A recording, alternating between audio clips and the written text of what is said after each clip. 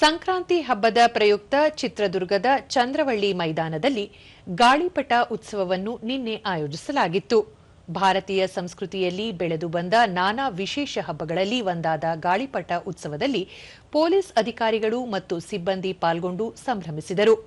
ಉತ್ಸವದಲ್ಲಿ ಜಿಲ್ಲಾ ಪಂಚಾಯತ್ ಮುಖ್ಯ ಕಾರ್ಯನಿರ್ವಹಣಾಧಿಕಾರಿ ಡಾ ಎಸ್ ಆಕಾಶ್, ಜಿಲ್ಲಾ ಪೊಲೀಸ್ ವರಿಷ್ಠಾಧಿಕಾರಿ ರಂಜಿತ್ ಕುಮಾರ್ ಬಂಡಾರು, ಹೆಚ್ಚುವರಿ ಪೊಲೀಸ್ ವರಿಷ್ಠಾಧಿಕಾರಿ ಡಾ ಶಿವಕುಮಾರ್ ಮತ್ತಿತರ ಹಿರಿಯ ಅಧಿಕಾರಿಗಳು ಭಾಗವಹಿಸಿದ್ದರು.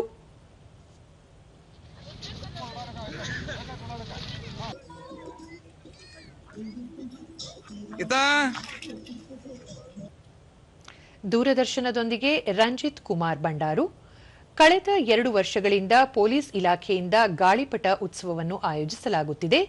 ಪೊಲೀಸ್ ಇಲಾಖೆಯ ಸಿಬ್ಬಂದಿ ಮತ್ತು ಕುಟುಂಬ ವರ್ಗ ಪಾಲ್ಗೊಳ್ಳುವ ಮೂಲಕ ಸಾಂಸ್ಕೃತಿಕವಾಗಿ ಬೆರೆಯಲು ಇದು ಕಾರಣವಾಗಿದೆ ಎಂದರು. ಎಂಜಾಯ್ ಮಾಡ್ತಾ ಇದ್ದಾರೆ.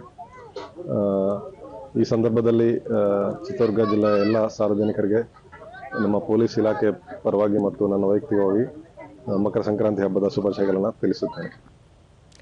ಅರ್ಚನಾ, ಪೊಲೀಸ್ ಇಲಾಖೆಯಿಂದ ಆಯೋಜಿಸಿದ್ದ ಗಾಳಿಪಟ ಹಬ್ಬದಲ್ಲಿ ತಮ್ಮ ಕುಟುಂಬ ಪಾಲ್ಗೊಂಡು ಸಂಭ್ರಮದಿಂದ ಆಚರಿಸಲಾಯಿತು ಎಂದು ತಿಳಿಸಿದರು. ಹಬ್ಬಕ್ಕೆ ಬಂದಿದ್ದೀವಿ. ಸಂಕ್ರಾಂತಿ ಎಲ್ಲರಿಗೂ ಸಂಕ್ರಾಂತಿ ಹಬ್ಬದ ಶುಭಾಶಯಗಳು.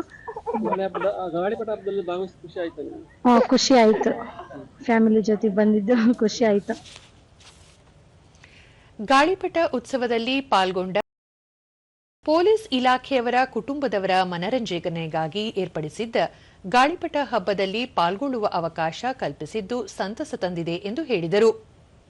ಮಕ್ಕಳ ಜೊತೆ ನಮಗೂ ಖುಷಿ ಆಗುತ್ತೆ ಬಂದು ಇದೆಲ್ಲ ಮಾಡೋದಕ್ಕೆ, ಇಟ್ಟಿರೋದಕ್ಕೆ ಥ್ಯಾಂಕ್ಸ್ ಡಿಪಾರ್ಟ್ಮೆಂಟ್ಗೆ.